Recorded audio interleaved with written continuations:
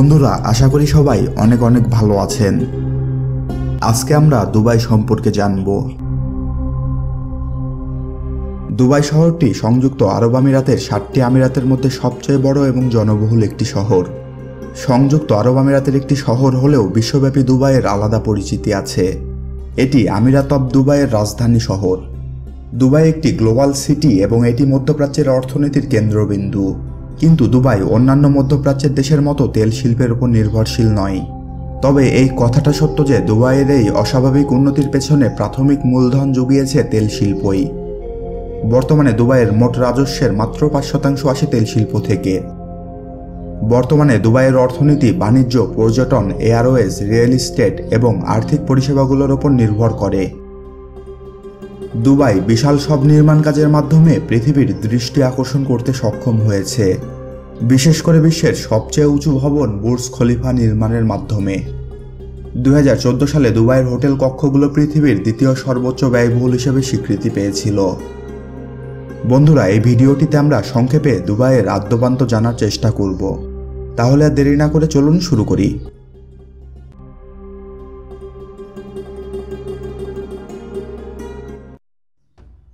Dubai শব্দটি উৎপত্তির পেছনে অনেক রকম তত্ত্ব আছে, তবে সবচেয়ে গ্রহণযোগ্য মতবাদটি দিয়েছেন আরব আমিরাতের ইতিহাস এবং সংস্কৃতি বিশেষজ্ঞ ফিডেল হ্যান্ডেল। তার মতে দুবাই শব্দটি এসেছে আরবি শব্দ দাবা থেকে, যার অর্থ দাঁড়ায় গোপনে প্রবেশ করা। যে এলাকাটি বর্তমানে সংযুক্ত আরব আমিরাত নামে পরিচিত, এখানে মানব বসতির ইতিহাস একটু জটিল। প্রায় 5000 বছর আগে এলাকাটি বালি দিয়ে ঢেকে যায়, অর্থাৎ মরুভূমিতে পরিণত হয়। তার আগে পর্যন্ত এটি একটি সবুজ এলাকা ছিল। ধারণা করা হয় 3য় কিংবা 4র্থ শতাব্দীতে এখানে মানুষের আগমন ঘটে। তবে এই এলাকায় মুসলমানদের আগমনের আগে পর্যন্ত এখানকার মানুষেরা বাজির পূজা করত। তবে এই এলাকাতে ইসলামের প্রসার ঘটার পর ইসলামের দ্বিতীয় খলিফা পূর্ব ইসলামী দুনিয়ার উমর ইবনুল খাত্তাব দক্ষিণ পূর্ব আরব আক্রমণ করেন এবং এই এলাকা থেকে সাসানিয়ানদের বিতাড়িত করেন। তার শাসনামলে খিলাফতের সীমানা অকল্পনীয়ভাবে বৃদ্ধি পায়। আল জুমেইরা অঞ্চলে খননকালে দুবাই জাদুঘর তার শাসনামলের অনেক শিল্পকর্ম খুঁজে পায়, যেগুলো বর্তমানে দুবাই জাদুঘরে সংরক্ষিত আছে। 1095 খ্রিস্টাব্দে আন্দালুসিয়ান আরব ভূতত্ত্ববিদ আবু আবদুল্লাহ আল বাকরির লিখিত দ্য জিওগ্রাফি বইতে সর্বপ্রথম দুবাইয়ের নাম উল্লেখ পাওয়া যায় এবং ইতালির ভেনিস শহরের মুক্তা ব্যবসায়ী গাম্পারো বালবি 1580 সালে দুবাই সফর করেন এবং তার মুক্তা শিল্পের জন্য দুবাইকে বেছে নেন। তবে আজকের এই অত্যাধুনিক দুবাই 1800 শতকের গোড়ার দিকে একটি মাছ ধরার গ্রাম হিসেবে প্রতিষ্ঠিত হয় বলে মনে করা হয়। দুবাই শহরটি 1822 সাল পর্যন্ত প্রায় 7 থেকে 8000 বনি ইসরায়েল উপজাতির মানুষ সহ আবুধাবির শেখ তাহনুন বিন শোকবুতের শাসনাধীনে ছিল।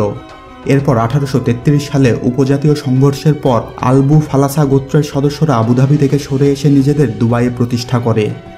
আবুধাবি থেকে বিচ্ছিন্ন হওয়ার এই সংগ্রামে নেতৃত্ব দেন উবাইদ ইবনে সাইদ ও মাকতুম ইবনে বুতি, যারা যৌথভাবে 1836 সালে উবাইদ মারা যাওয়ার আগে পর্যন্ত দুবাই শাসন করেছেন।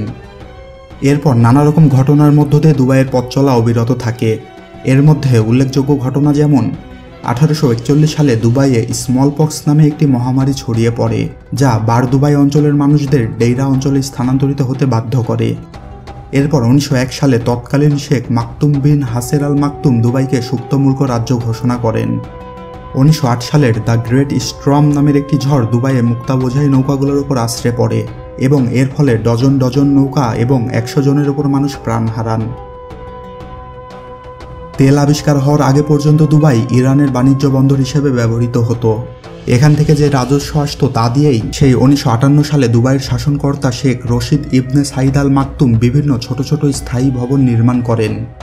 1950 সালে দুবাইয়ে প্রথম বিমান অবতরণের জন্য রানওয়ে নির্মাণ করা হয় এবং এরপর প্রায় 9 বছর পরে আমিরাত অব দুবাইয়ের প্রথম হোটেল নির্মিত হয়। এরপর 1971 সালের 2 ডিসেম্বর দেশ হিসেবে সংযুক্ত আরব আমিরাতের যাত্রা শুরু হয়।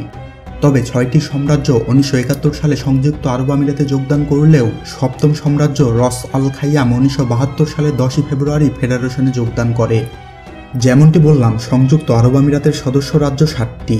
এগুলো হলো আবুধাবি, আজমান, দুবাই, ফুজাইরা, রাস আল খাইমাহ, শারজা এবং উম্মে আল কয়াইন।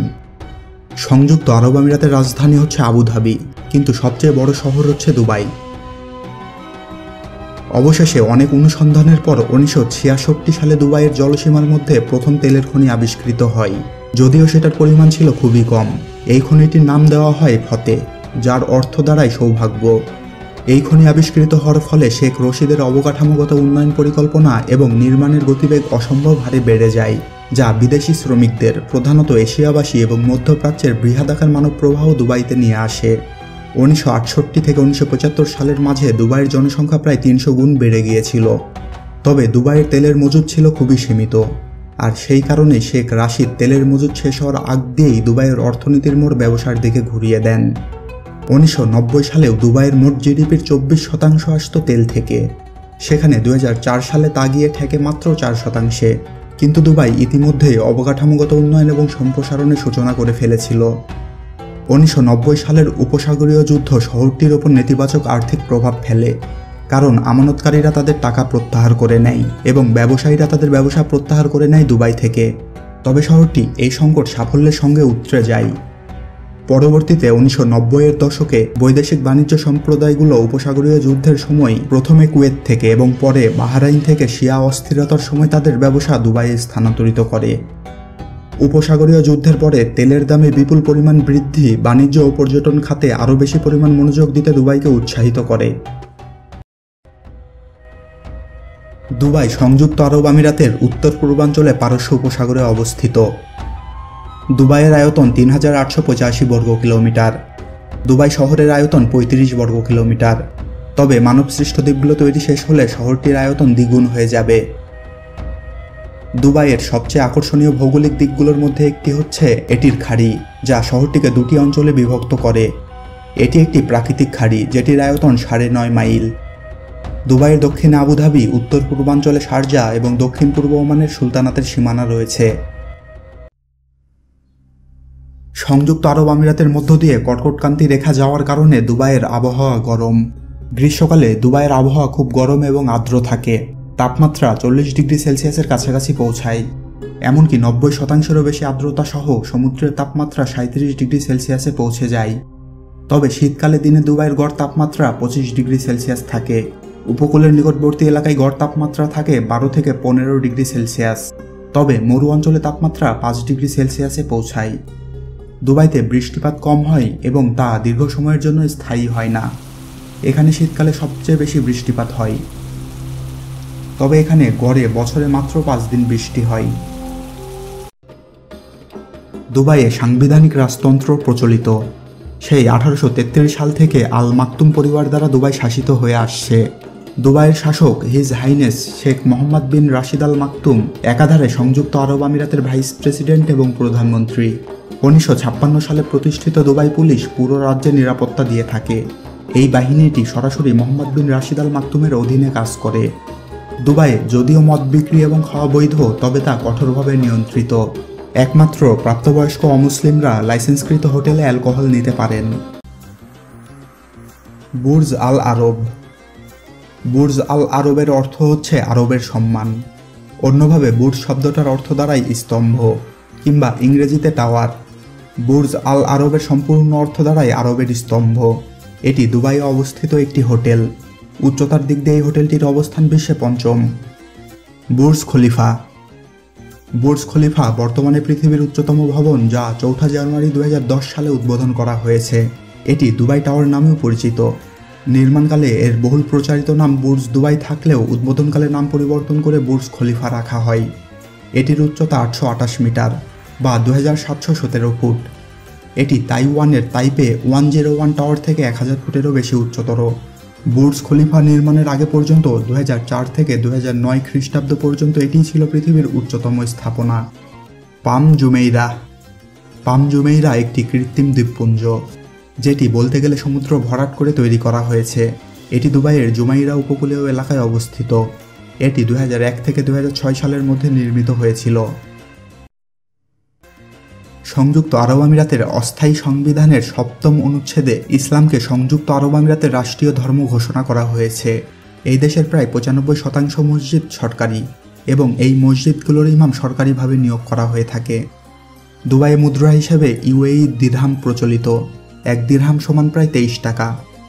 দুবাই এশিয়া মহাদেশের পশ্চিম এশিয়াতে অবস্থিত।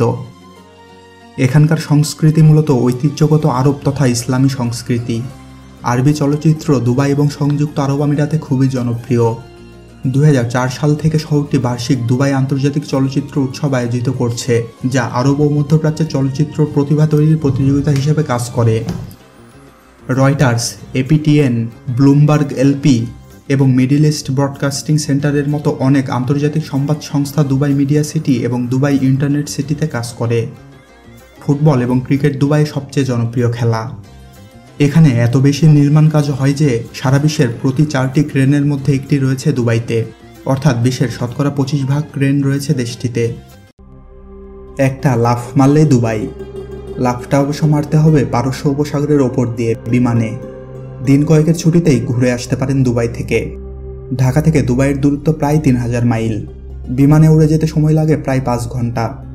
ঢাকা থেকে এমিরেট সহ অন্যান্য এয়ারলাইন্সে সরাসরি দুবাই যাওয়া যায়। এই শহরে বিভিন্ন ধরনের থাকার হোটেল রয়েছে, তবে বারদুবাই অঞ্চলে তুলনামূলক কম ভাড়ার হোটেল পাবেন। এখানে ঘুরতে বের হওয়ার সময় পাসপোর্ট ও ভিসা অবশ্যই সঙ্গে নেবেন।